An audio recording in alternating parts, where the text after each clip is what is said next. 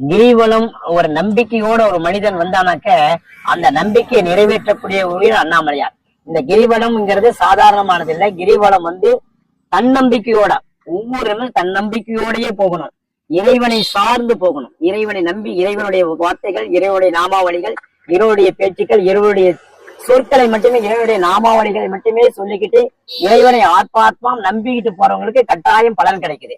நம்ம ஒரு லௌகீக வாழ்க்கைக்கா ஒரு சுற்றுலா மாதிரி வந்தாக்க அதுக்கு ஒரு பலனும் கிடைக்காது.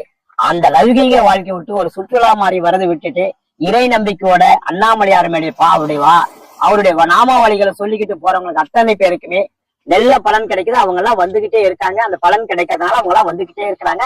அதனால இன்னும் வளர்ச்சி அடைஞ்சுக்கிட்டே இருக்குது. சரிங்க சாமி, இப்ப என்னோட கேள்வி என்னன்னா, இப்ப நிறைய தப்பு பண்றாங்க.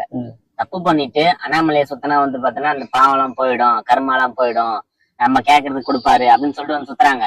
அப்படி சுத்தும் போது அவங்களுக்கு அது கிடைக்குதா கிடைக்கலையா? அது கிடைக்காது, உண்மையாவே கிடைக்காது. நம்மளுடைய கர்ம கணக்க யாரா இருந்தாலும் பிறவின் கர்மா பலனை ஒவ்வொரு பிறவிக்கும் நம்ம அனுபவிச்சே தீரணும். கட்டாயம் அனுபவிச்சே தீரணும்.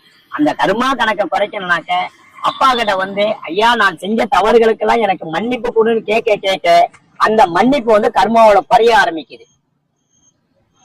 ஒரு மனிதன் எவ்வளவு பாவம் செஞ்சானோ அந்த பாவத்துக்கு தகுந்த மாதிரி இந்த கிரிவலத்தை சுத்தி தன்னுடைய கர்மா